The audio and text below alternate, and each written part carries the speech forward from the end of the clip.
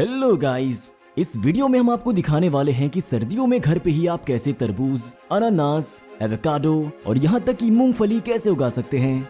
तो चलिए इस वीडियो को देखिए। सबसे पहले तरबूज लगाने के लिए हमें उसके बीजों की जरूरत होगी। हमने 2 वैरायटी के बीज लिए हैं। हमें उम्मीद है कि इनमें से कोई एक तो उगेगा और हमें फल भी देगा। बीजों को लगाने से पहले उन्हें अगर अंकुरित कर लिया जाए तो ज्यादा अच्छा नतीजा मिलता है। इसके लिए हमें एक कपड़े या छोटे तौलिए की जरूरत होगी जिस पे आराम से पानी छिड़का जा सके।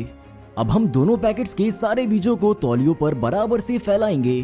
फिर उसमें से हम ऐसे बीज चुन लेंगे जो हमें मजबूत और स्वस्थ अंकुर दे सकें। हम दोबारा से इन पर अच्छी तरह से पानी डालकर तौलिए में लपेट लेंगे और एक जगह पर हम इन्हें अंकुरित होने के लिए रख देंगे। हम उन्हें अब बाद में दिखाएंगे। इन बीजों का आगे क्या होगा हम यहाँ आपको वीडियो में आगे दिखाएंगे। बाहर बर्फबारी होने की वजह से ठंड बहुत ज्यादा है, पर हमने सोचा कि अपना काम न रोकते हुए कुछ और भी उगाते हैं।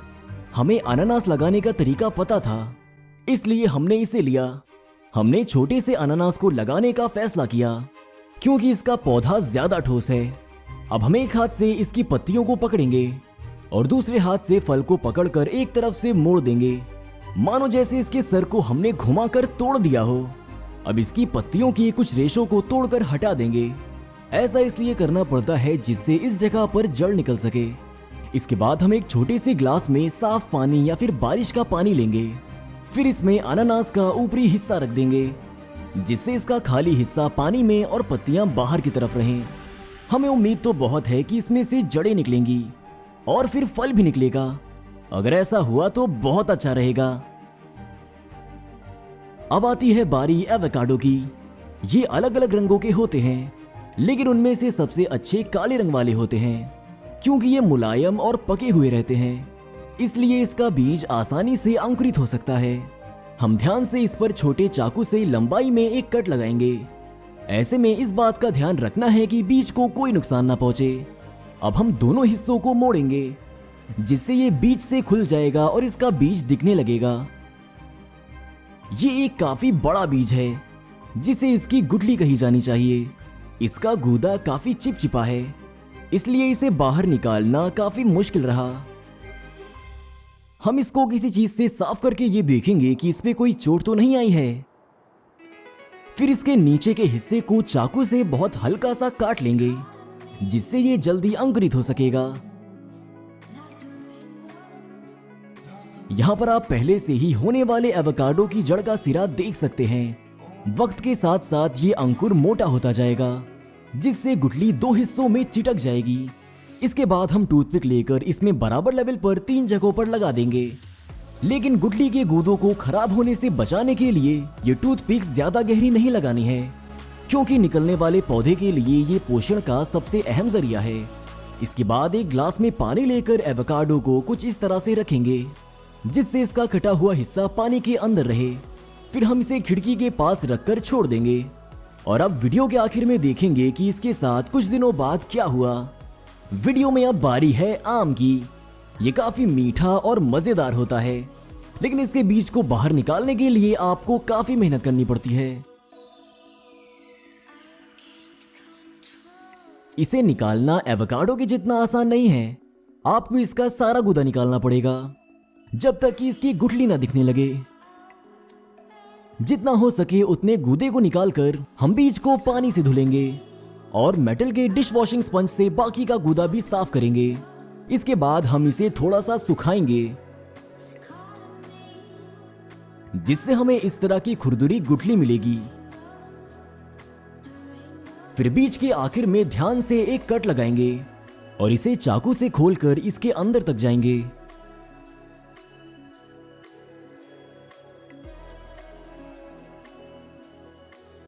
वाह, ये क्या है? ये तो कुछ एलियन के अंडे जैसा लग रहा है।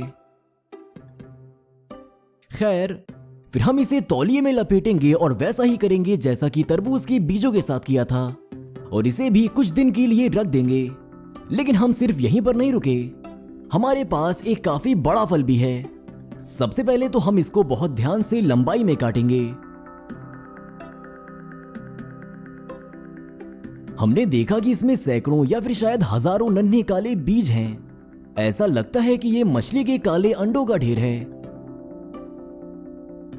जैसा कि आपको पता है कि इसे पपीता कहते हैं और हमें लगता है कि हम इसका पौधा उगा सकते हैं। सबसे पहले तो हमें इसके बीज निकालकर नैपकिन पर रखने हैं और फिर इनमें से हम सबसे बड़े, अच्छे और स्वस्थ बीज चुन लेंगे जिनका इस्तेमाल हम फल को उगाने में करेंगे।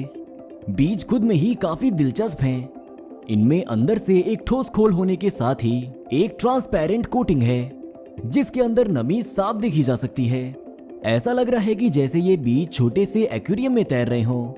अब हम इसकी कोटिंग ऐसे उंगलियों से मसल कर तोड़ देंगे जिसके बाद हमें इस तरह का बीज मिलेगा। ये भी कुछ एलियन के अंडे जैसा दिख रहा है। देखिए, इसके अंदर पौधे का छोटा सा भ्रूण भी है। हमें इसे ही बाहर निकालना होगा। हमने खोल के साथ और बिना खोल के बीजों को एक साथ मिलाकर मिट्टी में डाल दिया। वैसे तो खुद फल में ही काफी ज्यादा नमी होती है, इसलिए हमें लगता है कि इनमें से कम कोई एक तो जरूर अंकुरित होगा। वैसे आपको यकीन नहीं होगा, लेकिन हमने मूंगफली उगाने का भी सोचा है। यहाँ तक कि इसी साल हम अपनी उगाई हुई मूंगफली भी खा पाएंगे। इसके लिए हमने दुकान से ये मूंगफली खरीदी है। सबसे अहम बात यह है कि ये कच्ची है, मतलब ना ही ये भुनी हुई है और ना ही इन्हें गर्म करके सुखाया गया है। चलिए इसके कड़े छिलके को हटा देते हैं और फिर गूदे के ऊपर से ये पतली परत भी हटा देते हैं। देखिए, इसमें पौधा उगाने के लिए एक छोटा सा बीज भी है और यहाँ ऊपर इसकी जड़ भी है। सबसे पहले हमें एक ग्लास में साफ पानी लेना है और लगभग 1 दिन के लिए इसके दानों को भिगा देना है।